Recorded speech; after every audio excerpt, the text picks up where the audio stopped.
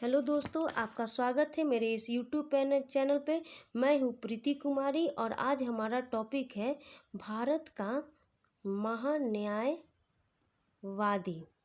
ठीक है, भारत का महान्यायवादी ये जो होता है अनुच्छेद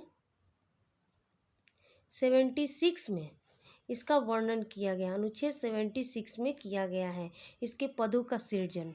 ठीक, पहले हम लोग जानेंगे कि सरकार क्या है। ठीक है, सरकार जो होता है वो प्रधानमंत्री के नेतृत्व में होता है। और सरकार क्या काम करता है, तो ये कानून बनाने का काम करता है। कानून बनाने का कार्य करता है। जब सरकार कानून बना देता है तो फिर इसको लागू करता है, और जब लागू करता है तो उसको बहुत सारी समस्याएं आती हैं, जैसे विधि से संबंधित समस्या। विधि से संबंधित क्या अगर विधि से संबंधित समस्या है तो मतलब विधि ये सम्मत है या नहीं है, अर्थात ये कानूनी रूप से मान्य चीज़ से बनाया गया है या नहीं।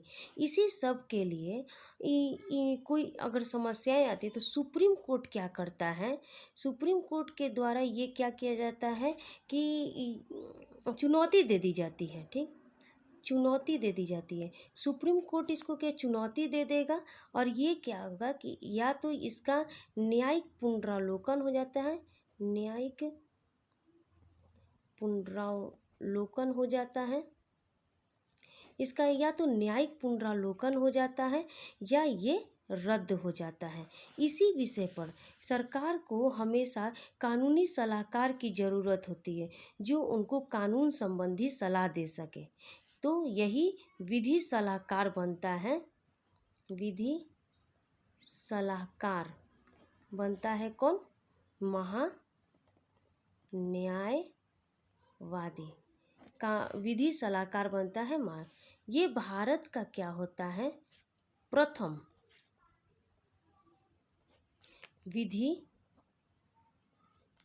अधिकारी होता है। ये जो होता है भारत का प्रथम विधि अधिकारी होता है, और ये केंद्र से संबंधित कानूनी सलाहकार होता है। कानूनी सलाहकार होता है।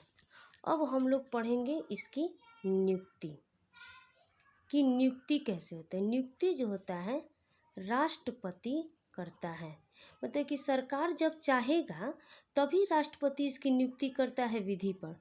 अगर सरकार नहीं चाहता है तो इसको नहीं नियुक्ति करता है।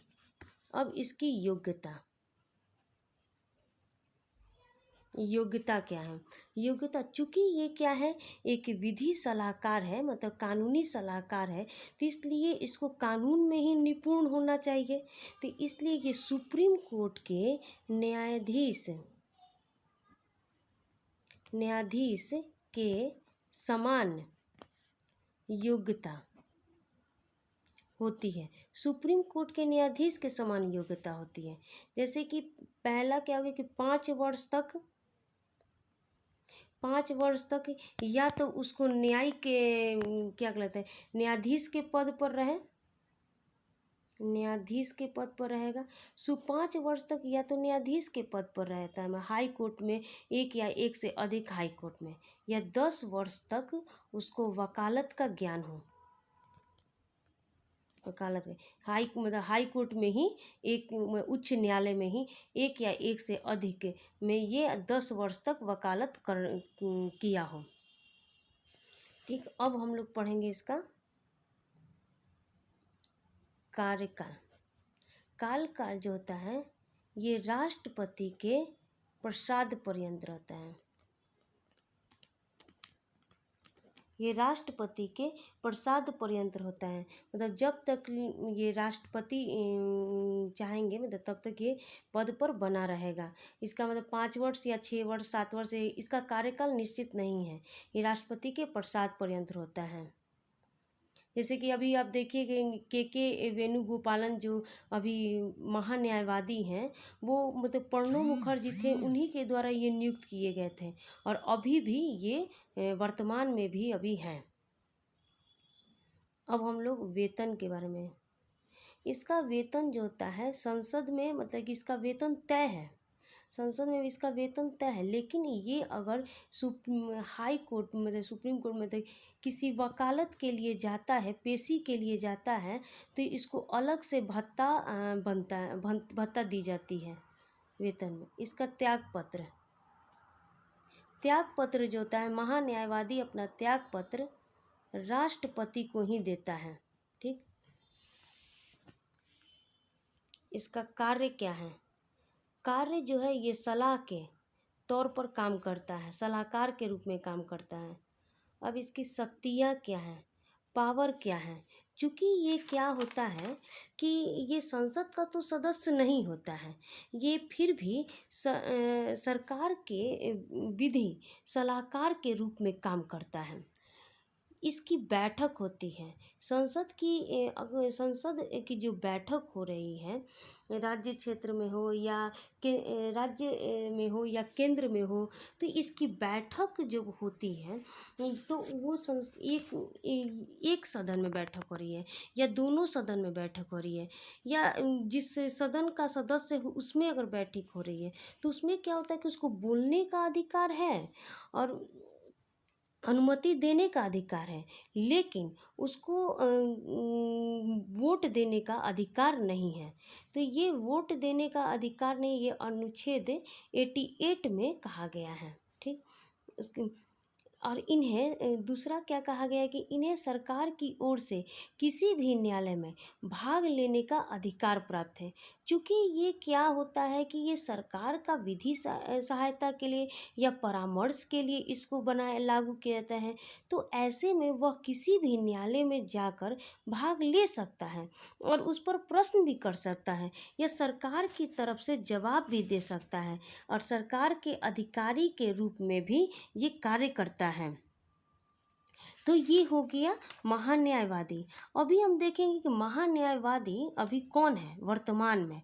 तो वर्तमान में वेणुगोपालन है, के वेणुगोपालन है।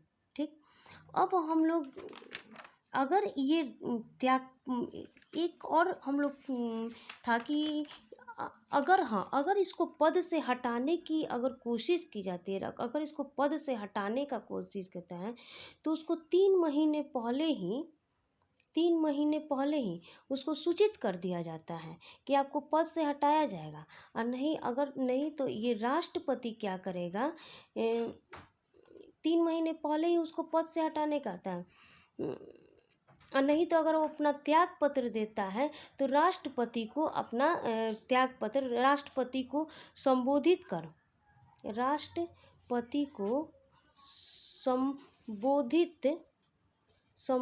कर अपना त्याग पत्र दे देता है, त्याग पत्र दे देता है। ठीक, एक ये होता है। अब हम लोग पढ़ेंगे सॉलिसिटर